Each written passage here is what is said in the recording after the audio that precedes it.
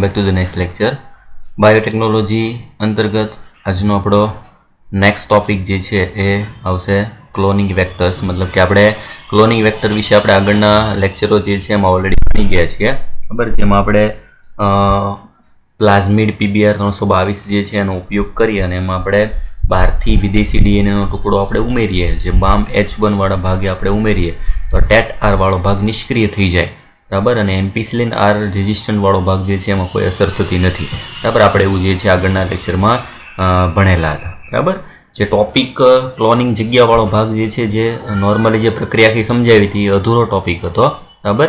મતલબ કે આખી રીત જે છે મેં તમને સમજાવેલી હતી આગળના લેક્ચરમાં કે ટોટલ ટેટ R વાળા ભાગમાં આપણે કોઈ પણ નવો ટુકડો ઉમેરીએ, બરાબર, તો ટેટ R જે છે એ પસંદગીમાન લેખક તરીકે વર્તે અને ટેટ R વાળા માધ્યમમાં જે છે જે નિષ્ક્રિય થવાના લીધે 3 કોલોની જે છે એનું નિર્માણ થતું નથી. એટલે એ જે ભાગ જે છે જે નિર્માણ નથી થતું, મતલબ કે જે ભાગ મૃત્યુ પામે છે, બરાબર, વૃદ્ધિ નથી પામતા, એ આપણા માટે કામના હશે રિકોમ્બિનન્ટ ડીએનએ વાળા ભાગ હશે. ને જેમાં કોઈ અસર નથી થતી, જે અસર નથી થતી ભાગ છે વૃદ્ધિ પામનારા ભાગ, જે સામાન્ય ડીએનએ છે, બરાબર. આ ટેકનિક પણ થોડીક તો હજી અઘરી પડે છે. એની સરખામણીમાં હજી એક બીજી જે છે લેટેસ્ટ હાલમાં જે વપરાય છે ટેકનિક, આપણે સામાન્ય ડીએનએ અને રિકોમ્બિનન્ટ ડીએનએ બંનેને જુદા પાડવા માટે આપણે એક અલગ ટેકનિક જે છે એનો અત્યારે લેટેસ્ટ ઉપયોગ કરીએ છીએ. એ ટેકનિક વિશે આપણે આજે ભણવાનું છે, બરાબર. જે એ ટોપિક અંતર્ગત આપણો આગળનો જે છે નેક્સ્ટ ટોપિક આવે છે. એટલે એના વિશે સૌથી પહેલાં સાદી ભાષામાં સમજી લેજો. ટેક્સ્ટ બુકમાં જે આપેલું છે એ પહેલાં જોઈ લે, પછી હું તમને સિમ્પલ ભાષા જે છે એમાં સમજાવું. એન્ટીબાયોટિકના નિષ્ક્રિય થવાના કારણે પુનઃસંયોજિતની પસંદગી એક જટિલ પ્રક્રિયા છે, કેમ કે તેમાં જુદા જુદા એન્ટીબાયોટિક ધરાવતી બંને પ્લેટમાં વિદ્યુત લેપન એકસાથે જરૂરી છે. એટલે આપણે આગળ જોયું હતું ને કે આપણે સિલેક્ટ કરવા માટે રિકોમ્બિનન્ટ ડીએનએ કયો છે, સિલેક્ટ કરવા માટે આપણે એકસાથે 2 પ્લેટનો ઉપયોગ કરવો, એમ્પિસિલિન માધ્યમમાં રાખવું પડ્યું હતું, ટેટ્રાસાયક્લિન માધ્યમમાં રાખવું પડ્યું હતું, બરાબર. જો હવે એમાં કોઈનું ટેટ્રાસાયક્લિન કે એમ્પિસિલિનનું રેઝિસ્ટન્ટ એમાં આવતું હશે તો એ પ્રક્રિયા આખી થોડીક જટિલ થઈ જશે. એના કરતાં થોડીક સહેલી પડે એવી પદ્ધતિ, તેથી વૈકલ્પિક પસંદગીમાન લેખકને વિકસાવવામાં આવ્યું, જે રંગ સર્જક પદાર્થની હાજરીમાં પુનઃસંયોજિત અને બિન પુનઃસંયોજિતને તેમની રંગ ઉત્પન્ન કરવાની ક્ષમતાના આધારે અલગ પાડે છે. એટલે આ બહુ સિમ્પલ પદ્ધતિ છે, જેમાં સિદ્ધાંત શું છે, રંગ સર્જક પદાર્થ. આપણે RDNA અને સામાન્ય ડીએનએ જે છે એને એક રંગની દ્રષ્ટિએ આપણે એને જુદા પાડી શકશું, જે બહુ ઇઝી પડશે પદ્ધતિ, બરાબર. રંગવાળા છે એ કયા છે અને રંગ વગરના કયા છે જે છે એના આધારે આપણે એ 2 વિભાગ એને અલગ પાડી શકીએ. કઈ રીતના આખી પ્રોસેસ થાય છે જો, તો કે જેમાં ખાસ યાદ રાખજો, રિકોમ્બિનન્ટ ડીએનએને બીટા ગેલેક્ટોસાઇડેજ ઉત્સેજકની સાંકેતિક શૃંખલામાં પ્રવેશ કરાવતા બીટા ગેલેક્ટોસાઇડેજ ઉત્પન્ન કરતું જનીન નિષ્ક્રિય થઈ જાય છે. આપણે જે આગળ આવ્યું હતું કે જેમાં ટેટ R વાળા ભાગમાં ઉમેરતા હતા, એની જગ્યાએ રિકોમ્બિનન્ટ ડીએનએ બીટા ગેલેક્ટોસાઇડેજ, જે તમે લેકોપેરોન સિદ્ધાંત ભણી ગયા, બરાબર. ZY જે છે જનીન અલગ અલગ આવ્યા, તેમાં Z જનીન વાળો ભાગ હતો. એ જનીન વાળો ભાગ જે છે જ્યાં બીટા ગેલેક્ટોસાઇડેજ બનવાનું હોય, એની સાંકેતિક શૃંખલાવાળા ભાગમાં આપણે નવું ડીએનએ ઉમેરી દેવાનું છે, બરાબર. એટલે સ્વાભાવિક છે કે RDNA વાળો ભાગ જે છે એ બનવાથી બીટા ગેલેક્ટોસાઇડેજ નિષ્ક્રિય થઈ જાય. હવે નિષ્ક્રિય થવાની પ્રક્રિયાનું નામ આપ્યું નિવેશી નિષ્ક્રિયતા, ઇન્સર્શનલ ઇનએક્ટિવેશન. આપણે નવું ડીએનએ ઉમેર્યું, નિવેશ કર્યું, એટલે એનાથી જે બીટા ગેલેક્ટોસાઇડેજ વાળો ભાગ નિષ્ક્રિય થઈ ગયો. નિષ્ક્રિય થવાથી શું થાય, જો બેક્ટેરિયાના પ્લાઝમિડમાં નિવેશ ન હોય, મતલબ કે જો નિવેશ ન કરેલો હોય તો રંગ સર્જક પદાર્થની હાજરીમાં ભૂરા રંગની વસાહતનું નિર્માણ થાય. એટલે જો આપણે કંઈ દાખલ ન કરેલું હોય, યાદ રાખજો, તો ભૂરો રંગ જોવા મળે. એના બદલે નિવેશની હાજરી, એટલે જો આપણે સફળતાપૂર્વક કોઈ ડીએનએ દાખલ કરી દીધેલું છે તો બીટા ગેલેક્ટોસાઇડે જનીનની નિવેશી નિષ્ક્રિયતા જે છે પરિણમે, ને તેથી વસાહતો કોઈ પણ રંગ ઉત્પન્ન કરી શકતી નથી, જેને પુનઃસંયોજિત વસાહતો તરીકે ઓળખવામાં આવે છે. એટલે એનો મતલબ શું થયો કે જો રંગ નથી મળતો, રંગ ન મળે તો એ આપણા માટે કામના ડીએનએ છે, અને જો રંગ મળે છે ભૂરા રંગની, તો એનો મતલબ કે એમાં નિવેશી નિષ્ક્રિયતા જે છે યોગ્ય રીતે થઈ નથી, અને એ આપણા માટે સામાન્ય ડીએનએ છે. એટલે આ બધું જે છે બહુ સાદી ભાષામાં સિમ્પલ અર્થમાં સમજાવવા માટે હું ચાર્ટ સ્વરૂપે જે છે તમને સમજાવી દઉં કે આખી પ્રક્રિયા જે શું છે એને આપણે સમજવા માટે બહુ સિમ્પલ અર્થ જે છે એમાં હું તમને દર્શાવું. દાખલા તરીકે આ પદ્ધતિ કઈ છે, તો આ પદ્ધતિ જે છે એનું નામ આપણે આપી શકીએ નિવેશી નિષ્ક્રિયતા. નિવેશી નિષ્ક્રિયતા, નિવેશી નિષ્ક્રિયતા પદ્ધતિ દ્વારા RDNA એટલે રિકોમ્બિનન્ટ DNA ની પસંદગી. હવે એના માટે આપણે કેટલાક જે છે સામાન્ય સિદ્ધાંત પહેલા તમને ખબર હોય છે એ સમજાવી દઉં. બરાબર, તો શું છે જો, તો કે સામાન્ય જે પ્લાઝમિડ હોય, સામાન્ય પ્લાઝમિડ જે છે, સામાન્ય પ્લાઝમિડમાં આવેલું છે એક બીટા ગેલેક્ટોસાઇડેઝ નું સાંકેતિક જનીન બીટા ગેલેક્ટોસાઇડેઝ માટેનું સાંકેતિક જનીન ભૂરો રંગ ઉત્પન્ન કરે છે. જે કોઈ પણ સામાન્ય પ્લાઝમિડ છે, બરાબર, જેમાં આપણે કોઈ પણ પ્રકારનું DNA ઉમેરેલું નથી, તો એમાં બીટા ગેલેક્ટોસાઇડેઝનું એક જનીન હોય, ભૂરો રંગ ઉત્પન્ન કરે છે. હવે આપણે શું કરશું, જો આપણે રિકોમ્બિનન્ટ DNA માટે વિદેશી DNA ને બીટા ગેલેક્ટોસાઇડેઝના સ્થાને ઉમેરવાથી બીટા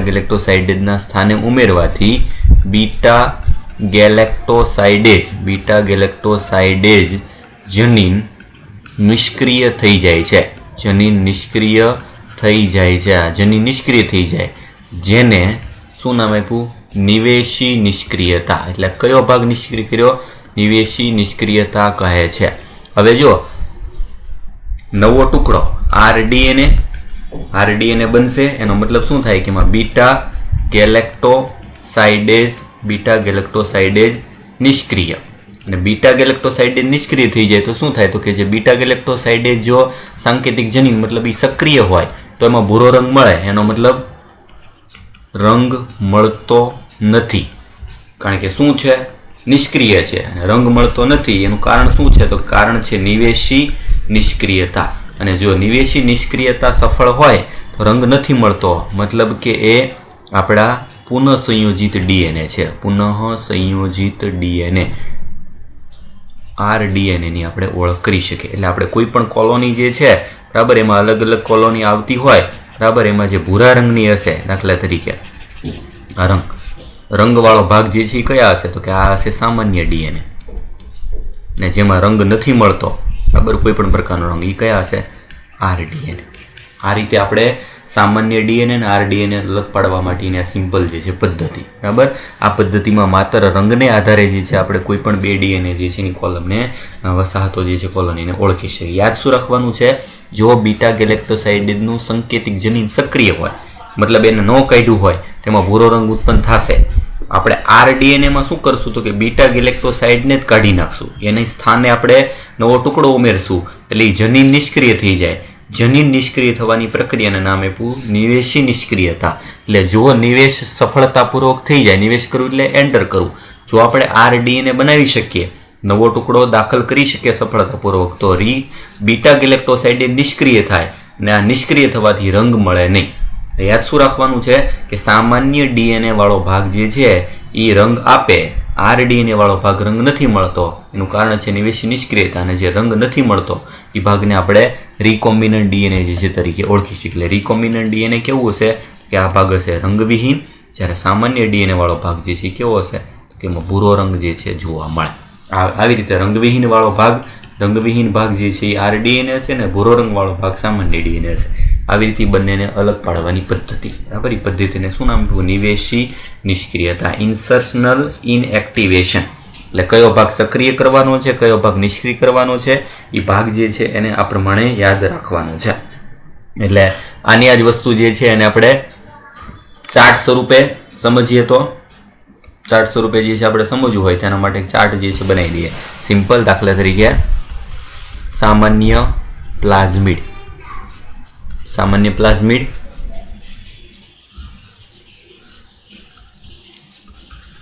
બીટા ગેલેક્ટોસાઇડેઝ સક્રિય. બીટા ગેલેક્ટોસાઇડેઝ સક્રિય, તો એનો મતલબ ભૂરો રંગ જોવા મળે છે. સામાન્ય પ્લાઝમિડમાં વિદેશી DNA ઉમેરાય, એનો મતલબ શું થાય? નિવેશ. વિદેશી ડીએનએ ઉમેરાય એનો મતલબ શું થાય તો કે બીટા ગેલેક્ટોસાઇડેઝ નિષ્ક્રિય. બીટા ગેલેક્ટોસાઇડેઝની જગ્યાએ જ આપણે વિદેશી ડીએનએનો ટુકડો ઉમેર્યો, બરાબર. બીટા ગેલેક્ટોસાઇડેઝ નિષ્ક્રિય થાય એટલે એના માટે નામ આપ્યું નિવેશી નિષ્ક્રિયતા. નિવેશી નિષ્ક્રિયતા થશે એટલે રંગવિહીન ભાગ, મતલબ કોઈ પણ રંગ જોવા મળશે નહીં, કોઈ પણ રંગ જોવા મળતો નથી. એટલે એના પરથી આપણને શું ખબર પડશે કે જો ભૂરો રંગ જોવા મળે તો એ કયો છે તો કે એ સામાન્ય ડીએનએ છે જે આપણા માટે કામનો નથી. અને જો રંગવિહીન ભાગ મળે તો એનો મતલબ એ કયો છે રિકોમ્બિનન્ટ ડીએનએની ઓળખ. આ રીતે આપણે રિકોમ્બિનન્ટ ડીએનએ જે છે એની ઓળખ કરી શકીએ, બરાબર. એટલે આ સિમ્પલ ચાર્ટ સ્વરૂપે સમજવાની પદ્ધતિ, બરાબર, કે કઈ રીતે આપણે સામાન્ય ડીએનએ અને આરડીએનએને જુદા પાડવાની આ પ્રક્રિયા જે છે એનું નામ શું આપ્યું? નિવેશી નિષ્ક્રિયતા. નિવેશી નિષ્ક્રિયા પદ્ધતિ જે છે એમાં રંગ જે છે એની મદદથી આપણે આ રીતે બે ડીએનએને જુદા પાડી શકીએ, બરાબર. એટલે બહુ સિમ્પલ ટોપિક. આ પદ્ધતિ જે છે સૌથી ઇઝી પડશે ને આ રીતે આપણે બે ડીએનએને જુદા પાડી શકીએ. આ થઈ ગયું હવે નવા અને જૂના ડીએનએને જુદા પાડવાની પદ્ધતિ. એના પછીનો પોઈન્ટ શું છે? એના પછીનો નવો પોઈન્ટ જે છે આવશે આ નિર્માણ કરેલા રિકોમ્બિનન્ટ ડીએનએને આપણે બીજા ઘટકમાં દાખલ કરવા. એટલે એના પછીનો નેક્સ્ટ પોઈન્ટ વનસ્પતિઓ અને પ્રાણીઓમાં ક્લોનિંગ જનીનો માટેના વાહકો. માત્ર વાહકોના ઉદાહરણ યાદ રાખવાના છે. ક્લોનિંગ કરવા માટે વાહક ઉમેરવો પડશે, મતલબ વાહકો વનસ્પતિમાં કયા વાહક વપરાય અને પ્રાણીમાં કયા વાહક વપરાય. માત્ર બંનેના ખાલી એક એક એક્ઝામ્પલ, બીજું કંઈ ઇમ્પોર્ટન્ટ નથી. આમાં તમને જાણીને આશ્ચર્ય થશે કે જનીનોને વનસ્પતિઓ અને પ્રાણીઓમાં સ્થળાંતરિત કરવાનું આપણે બેક્ટેરિયા અને વાયરસમાંથી શીખ્યા છીએ. જેને આ વાતની લાંબા સમયથી ખબર હતી કે તેઓ જાણતા હતા કે જે સુકોષ કેન્દ્રીય કોષોને રૂપાંતરિત કરવા માટે જનીનોને કેવી રીતે સ્થળાંતરિત કરવા, જે બેક્ટેરિયા તથા વાયરસ જે ઈચ્છે છે તે કરવા માટે પ્રેરે છે. એટલે આપણે જેવી રીતે કેમ બેક્ટેરિયામાં વાયરસ દાખલ થઈ જાય એ પદ્ધતિ આપણને ખબર હતી, એના પરથી આપણને વાહક જે છે એનો આઈડિયા આવ્યો. શું કર્યું જો ઉદાહરણ તરીકે ખાસ ઇમ્પોર્ટન્ટ ઉદાહરણ એગ્રોબેક્ટેરિયમ ટ્યુમિફેસિયન્સ. એગ્રોબેક્ટેરિયમ ટ્યુમિફેસિયન્સ નામના આ બેક્ટેરિયા છે. બેક્ટેરિયમ મતલબ બેક્ટેરિયા કેટલીક દ્વિદળી વનસ્પતિ માટે રોગકારક છે. દ્વિદળી વનસ્પતિ હોય એમાં ગાંઠ ઉત્પન્ન કરતા બેક્ટેરિયા છે. તે ડીએનએનો એક ખંડ જેને ટી ડીએનએ કીધું. ટી જે છે એના પરથી આવો ટ્યુમિફેસિયન્સ પરથી. ટ્યુમિફેસિયન્સ મતલબ કે ગાંઠ પ્રેરક કહે છે, જે સામાન્ય વનસ્પતિ કોષને રૂપાંતરિત કરી અને ગાંઠમાં ફેરવે છે. ગાંઠ પ્રેરક ડીએનએ એટલે નામ શું આપી દીધું? T DNA. કારણ કે ગાંઠ માટેનો જે છે ઇંગ્લિશ શબ્દ થાય ટ્યુમર. বুঝે ને? ટ્યુમર પરથી પહેલો અક્ષર ટી લીધો. ટી ડીએનએ ક્યાં આવેલો છે તો કે એક બેક્ટેરિયા એગ્રોબેક્ટેરિયમ ટ્યુમિફેસિયન્સ નામના એક બેક્ટેરિયા જે દ્વિદળી વનસ્પતિમાં રોગ પ્રેરે છે. કયો રોગ? તો એ વનસ્પતિનું કેન્સર. કેન્સર શું કામ કીધું? કારણ કે સામાન્ય કોષને શેમાં ફેરવી નાખે? ગાંઠ પ્રેરકમાં. આ ટ્યુમર કોષો એટલે ગાંઠ પ્રેરતા કોષો રોગકારક માટે જરૂરી રસાયણોનું ઉત્પાદન કરે છે. એટલે આ રોગકારક તો હતા, રોગકારકનું આપણે રૂપાંતર કરી નાખ્યું. આ રૂપાંતર કરીને એને આપણે દાખલ કરી દીધું વાહક તરીકે. એટલે યાદ રાખવાનું છે કે વનસ્પતિ માટે ક્લોનિંગ વાહક કોણ છે? તો એમાં વાહક થશે એગ્રોબેક્ટેરિયમ ટ્યુમિફેસિયન્સનું ટી ડીએનએ અથવા તેનું ટ્યુમર પ્લાઝમિડ, બરાબર, જ આગળ આવે છે, બરાબર. તેવી જ રીતે પ્રાણીઓમાં રીટ્રોવાયરસ. પ્રાણીમાં રીટ્રોવાયરસ સામાન્ય કોષને કેન્સર કોષોમાં પરિવર્તિત કરે છે.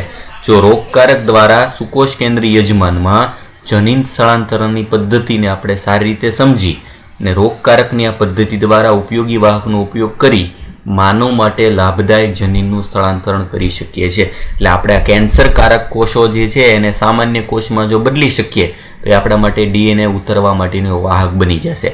શું કરીએ છીએ? જો એગ્રોબેક્ટેરિયમ ટ્યુમિફેસિયન્સનું tumour inducing plasmid, TI plasmid, બરાબર, યાદ રાખજો. બંને જે છે એમાં અર્થ યાદ શું રાખવાનો છે કે ક્લોનિંગ વાહક.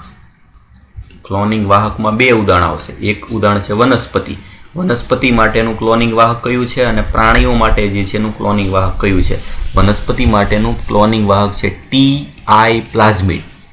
ટીઆઈ પ્લાઝમિડનો મતલબ શું? તો કે ટીઆઈ એટલે ટ્યુમર ઇન્ડ્યુસિંગ, ગાંઠ પ્રેરક.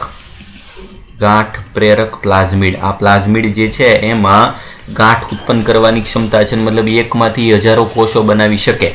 પણ એને આપણે રોગકારક નથી કરવાના, એને રૂપાંતરિત કરી દીધા છે. જો એ રૂપાંતરિત શેમાં કર્યા? તો કે જે પહેલાં ગાંઠ પ્રેરતા હતા, બરાબર, એ રોગવાળો ગુણધર્મ કાઢી નાખ્યો.